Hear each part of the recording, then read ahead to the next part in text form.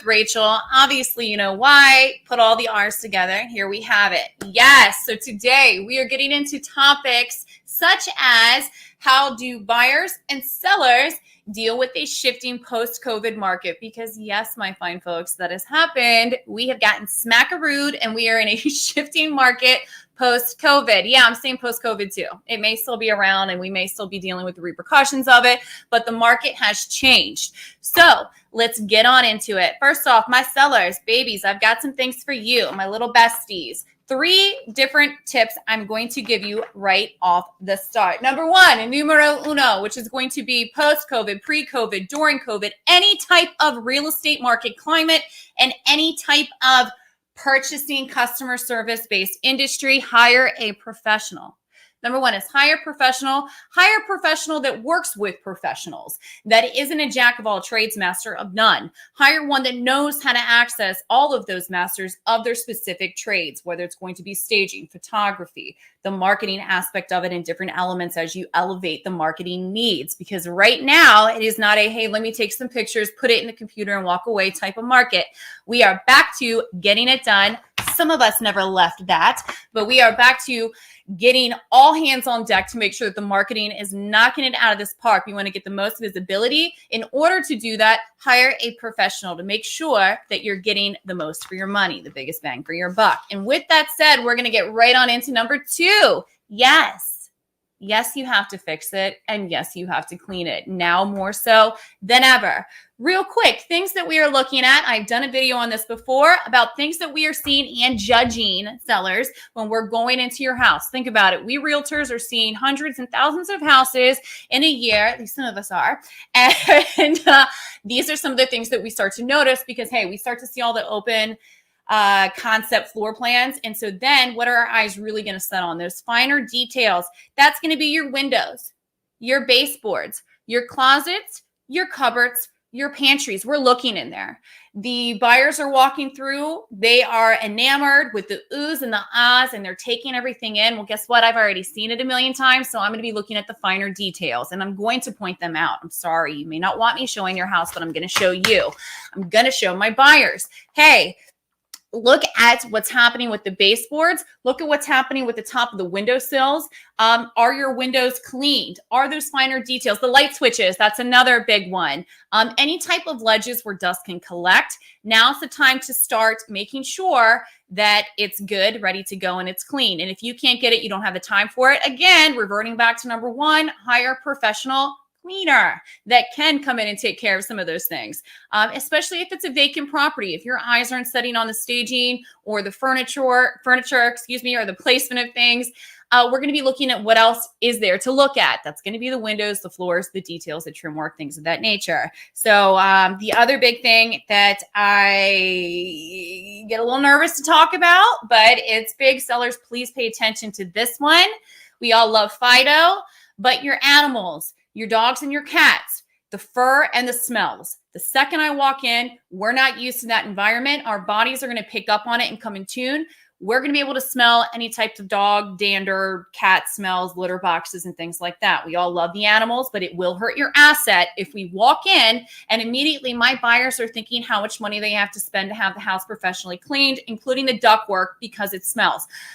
Hot summer months probably are not optimal. If you have 4 or 5 big dogs running around, we're going to be able to catch that and smell that. Same with dog scratches and nails. We've all got them. If we've had pets in our houses, we've got that, but just do your best to minimize, embrace, and prep with somebody, even a professional, to say, okay, how can I alleviate some of the dander, the smells, the scratches, to show that I've had pets and animals living in my home. Because now buyers, if they're going to be out there spending the money, they're going to want something valuable in return. They're not going to want to have to come in and spend a plethora of more money just to get it to a living condition. So guys, I hate to say it, but the animal smells and the animal dirt and dander is another key thing as a seller to look out for. And number 3 is be realistic and be strategic. I think that this is important in any market, but as we shift and start to recover from getting knocked around a little bit with these rate hikes, you got to be on your A game. And you also have to be realistic. The wave that was way high and mighty back in the day, a few months ago, even in spring, that has crested. That has been a famous line I've been using time and time again recently, is that wave, the white little crest. Oh yeah, it's headed to the shore. So you can still ride it. We're not to the shore yet, but you got to make sure that you're on a strong boogie board or surfboard in order to do so. I'm loving these analogies. So be strategic, be realistic, have a game plan. Know where you want to go. Know that if you want to use a home of choice contingency or a rent back, know the ins and outs of utilizing those, and just be realistic, have a game plan, work with a professional. There you go, tying it all together.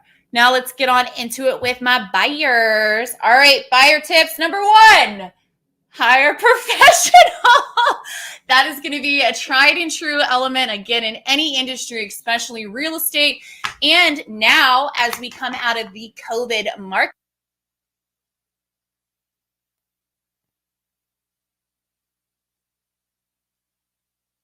medium and up market, and know the maneuverability around it. So that's something that you want to do. Make sure that you are working with an agent that has strong connections with inspectors, with third-party contractors, with lenders, and with title companies and attorneys. Make sure that your professional is strongly engaged with other professionals. I think that's going to be a key element across the board for anybody in the real estate game, buying or selling right now. So do that.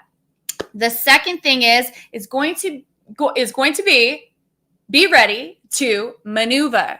Be ready to go with the ins and outs. We're seeing different pockets. If one day you're looking in Frederick and the next or looking in Carroll County, sorry, had a little bit of an issue problem there. So whether you're looking in Frederick County, Carroll County, learning how to maneuver with your real estate professional to navigate the different pockets. The different neighborhoods are doing things differently, right? All across the board. I think we were so used to seeing these houses flying off, right? We all have to pay 30, 40, 50K over list. Well, I'll tell you, in certain vicinities, now we're starting to see the contingencies come back into play. We're starting to see closing cost help come back into play, AKA seller subsidy. So learning how to maneuver around those. Let's say you did put an offer in on a property, didn't get it, but for that property, you went 10,000 over as is, no inspections, closing in 25 days. Learn that maneuvering to do the next one, you may be able to add inspections. You may be able to get a little bit of closing cost help. And that is maneuvering around the different properties, different markets, and vice versa. Let's say you ask for seller subsidy on one, you may not be getting it on the other. So we're starting to see some changes and some flexing. Learn how to maneuver around that. Learn how to maneuver around saying maneuver, Rachel. With that said, the other thing is make sure that you have, stemming back to your professionals, looking back at my notes, and this is going to be a pretty clear-cut one, buyers. Make sure that your professionals not only are engaged with professionals, but those professionals, i.e. title and lenders in particular, make sure the financial partner that you're working with is giving you all of your options, because now we're all adjusting and maneuvering ourselves around this market that has been changing. So we're going to have to come up with some creative ways to continue to do business, right? Let's just put it point blank. So make sure that your lender is saying, hey, you know what? These are all the products and programs that we have available to suit your needs. This is what could work for you. This is some different ways that you could use seller subsidy, different ways to use your closing cost credit. So you could say, hey, seller, give me 2% towards closing cost help now. I'm going to take those funds and I'm going to buy down my interest rate.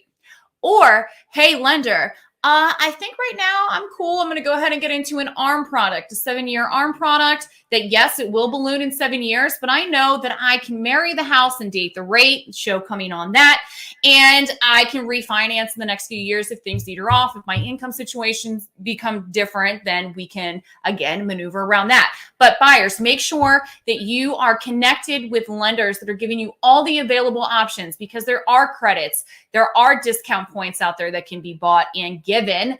And then there's also different loan products that are coming back into play.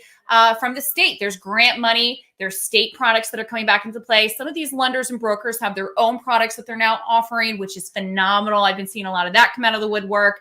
And then again, just making sure that that program that you're being offered or the plethora of programs that you're being offered makes sense for you. We're seeing USDA come back into play, which is that 100% no down payment financing, just like VA financing.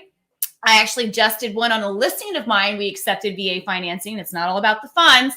There were great terms in it too. So just listed one that had a buyer with VA financing, and then we represented a buyer that had VA financing. So we're starting to see these things enter back into the market. Make sure that those loan products are being offered to you and that everything option-wise is being presented so that you can make the best financial decision, because that's going to be a great way to leverage this market right now. I'm just so excited. I can't get my words right.